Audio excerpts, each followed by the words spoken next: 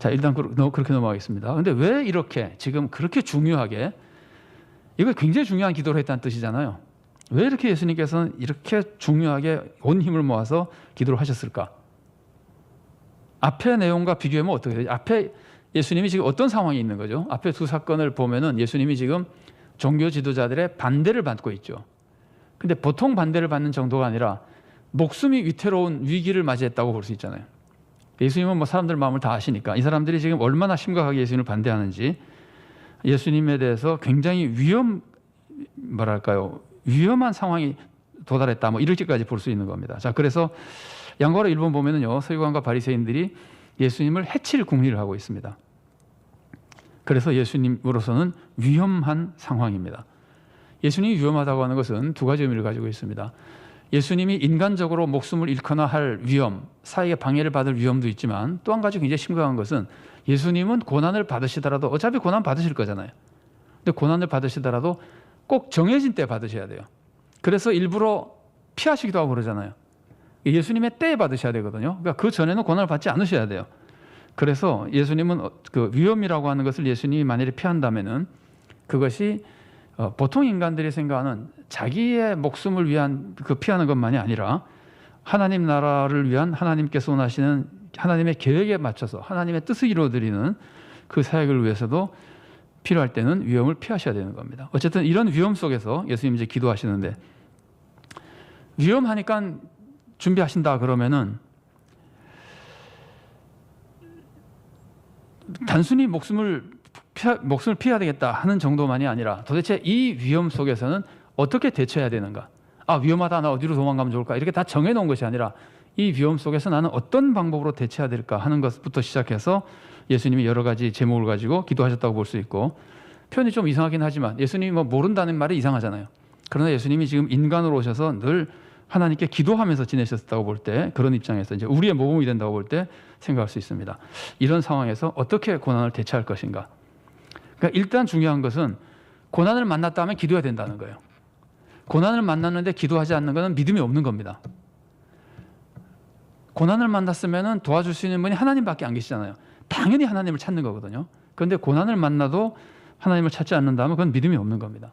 탕자가 엄청난 고난 속에서 아버지 생각이 안 나면은 그건 아들도 아닙니다. 그런 것처럼 하나님 찾아야 되는데, 그래서 우리도 고난을 만나면은 우리는 뭐 쉬지 말고 항상 기도해야 되지만, 특히 고난을 만났을 때는 꼭 기도해야 된다는 모범을 우리에게 알려준다고 볼 수 있습니다. 그리고 이제 예수님 자신으로 놓고 보자면은, 예수님 자신으로서는 고난을 이겨낼 만한 담대함, 이겨낼 수 있는 지혜, 그리고 예수님 개인을 넘어서서 하나님 나라를 위해서는 장기적으로 이것을 어떻게 대처해야 될 것인가 하는 모든 것을 이제 이루기 위해서 기도하시는 것이라고 볼 수 있습니다. 그래서 자신을 위해서라면은 이기기 위해서, 고난을 이겨내기 위해서, 겟세마네 동산에서 기도한 게 그거가 굉장히 비슷하죠.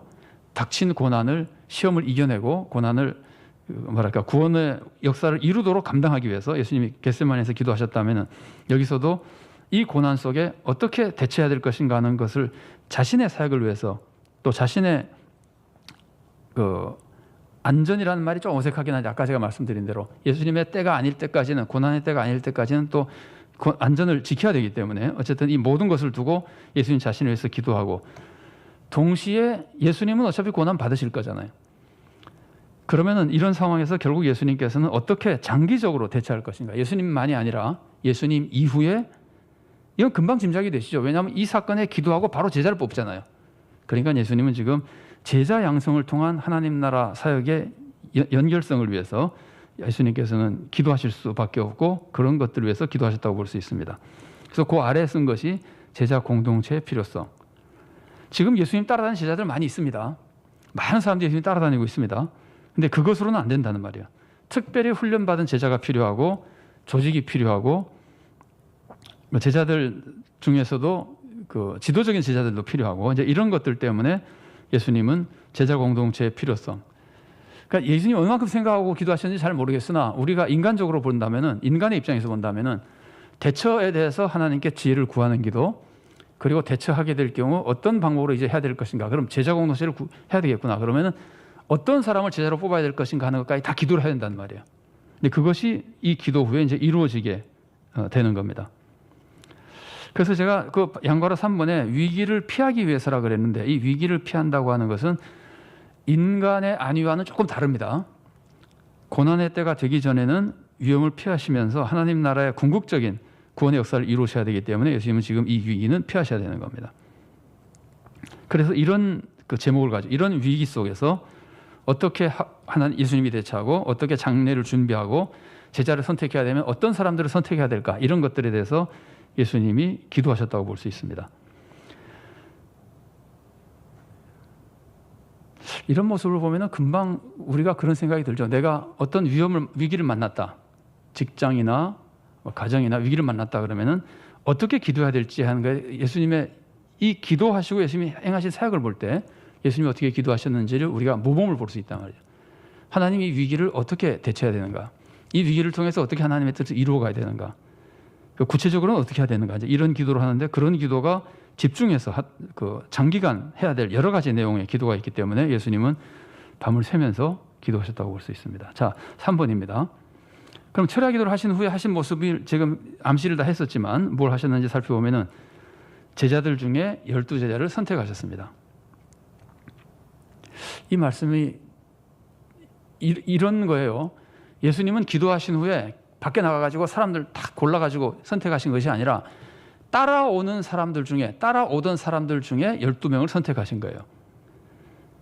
그러니까 이미 예수님을 따라오던 사람들 중에서 선택받은 겁니다. 제자들 중에서 12명을 선택하신 겁니다. 그러고 나서 이 12명을 사도로 삼으시는 겁니다. 그러면 예수님은 기도하실 때 사도 선택을 위해서도 기도하셨을 것이라는 걸 분명히 알 수 있습니다.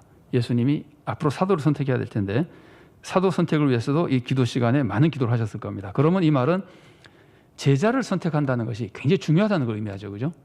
예수님 입장에서 내가 하나님 나라를 위해서 앞으로 제자 공동체를 이루고 교회를 이루고 그것이 결국 겨자씨처럼 온 세상을 정복하는 하나님 나라의 도구가 될 텐데 그걸 위해서 지금 12제자를 뽑으셔야 되는 거예요. 그러니까 굉장히 중요한 거죠. 그래서 예수님은 그것을 위해서 철야 기도를 하셨다고 볼 수 있습니다. 그게 굉장히 중요한 그런 배경에서 이런 목적을 위해서 기도하셨다고 볼 수 있습니다. 자, 그러면은 제자 선택이 굉장히 중요하다는 것인데, 그럼 이건 우리가 이 예수님이 제자 선택하는 것이 이렇게 중요해서 철야 기도를 했다면은 교회에서는 뭘 위해서 그렇게 기도해야 될까요? 교회에서 언제 밤을 새면서 기도를 해야 될까요? 여기 이제 피택자들이 많으신데 항존직분 선택할 때 그렇게 기도를 많이 해야죠. 선택받기 위해서 기도하는 것이 아니라 우리 교회에 그런 직분자가 선택되도록, 목사 청빙할 때도 마찬가지죠. 교역자 청빙할 때도 마찬가지죠. 자, 나중에 살펴보기로 하고. 그래서 이제 선택이 굉장히 중요한데 이게 지금 어려운 문제가 뭐냐면은 제자들이 우리는 지금 12제자만 알고 있습니다만 12제자 말고 많은 사람 중에서 12명 선택했는데 12제자 이외에 다른 사람들은 뭐 대단했을까요? 12제자 별로 대단하지 않죠. 그죠? 12제자가 인간적으로나 사회적으로 대단한 사람이 아니잖아요. 신앙훈련 잘 받은 사람도 아니고 사회적인 지위가 있는 사람도 아니고 뭐 집안이 굉장히 좋은 것도 아닌 것 같고 신앙적으로나 명문 가문 뭐 이런 거 아닌 것 같잖아요. 그런데 12제자 이외에 다른 사람들은 대단히 훌륭했을까요? 예수님 따라다니는 사람들이 어떤 사람들이었습니까? 사회적인 지위가 있는 사람이었습니까? 없는 사람이었습니까? 평안을 누리는 사람이었습니까? 어려운 사람들이었습니까? 주로 어려운 사람들이었잖아요. 그러니까 예수님을 따른 그다음에 그 훌륭한 사람들, 사회적으로 인정받는 사람들은 다 숨은 제자들이었어요. 니고데모나 아리마대 요셉 같은 사람들은 지도층이었는데 숨은 제자, 나중에 드러내잖아요, 자기를. 그때까지는 잘 안 드러냈잖아요. 그러니까 지금 예수님을 또 이렇게 따라다니는 사람들은 대체적으로 좀 부족한 사람들이었다고 볼 수 있습니다. 신앙적으로나 사회적으로나 인격적으로나 모든 면에서 탁월한 사람이 있는 것이 아니라 대체로 부족한 사람들이었습니다. 근데 그 중에서 예수님은 선택하셔야 됩니다. 그 중에서 선택하기 위한 기도도 하시고, 그 다음에 예수님이 선택하면은 그 사람들이 앞으로도 기도하시겠지만 선택한 사람들이 정말 예수님으로부터 훈련을 제대로 받아서 훌륭한 하나님 나라 일꾼이 되기 위해서도 물론 기도하셨을 겁니다. 이제 선택할 텐데 이들이 정말 하나님 나라의 일꾼이 되게 해달라고 기도하셨을 겁니다. 그런데 이 모습이 그 마가복음 3장 13절부터 15절에도 나오거든요. 근데 그 중에 14절과 15절만 제가 인용해 놨죠. 14절, 15절 인용이 났는데 그 부분 제가 읽어드리겠습니다.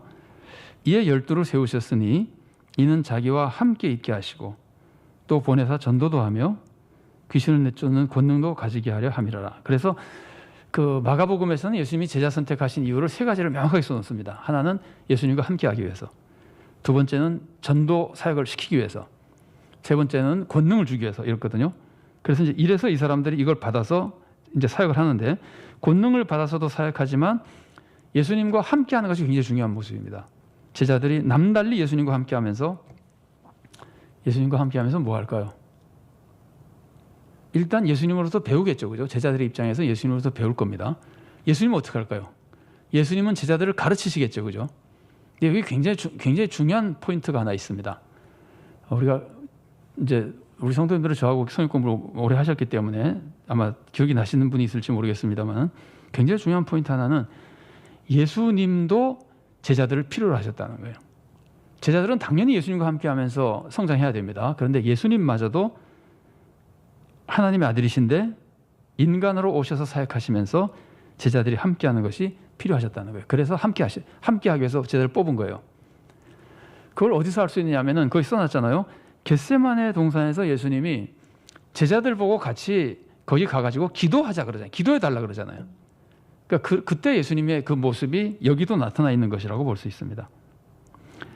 그래서 이 예수님, 우리가 제자의 입장에서는 어떻게든지 예수님과 함께하고 배우고 주님의 종으로 성장하는 것이 중요하지만, 또 한 가지 굉장히 중요한 것은 내가 부족한 예수님의 제자로서도 예수님께 위로가 되어줘야 되겠다. 이 말은 지금은 조금 어색할 수도 있어요. 예수님은 이제 승천하셨으니까. 그런데 예수님과 함께 지내는 동안은 제자들이 예수님의 위로가 되고 격려가 되어줘야 된단 말이에요. 그러면 이거를 교회 생활로 옮겨놓고 보면은, 아까 교회에서 누구를 뽑을 때 철야 기도하듯이 기도해야 된다 그러죠. 중요한 직분자들 뽑을 때. 그러면 달리 말하면 직분자가 선출되고 나면은 그 직분자가 사역을 잘 감당하도록 또 다른 성도들이 위로자도 되어줘야 되는 거예요. 동역자가 되어주고. 자, 계속해서 넘어가겠습니다. 근데 예수님이 12제자를 뽑을 때 누구도 뽑죠? 거기 제가 써놨죠. 가룟 유다도 뽑아야 되잖아요.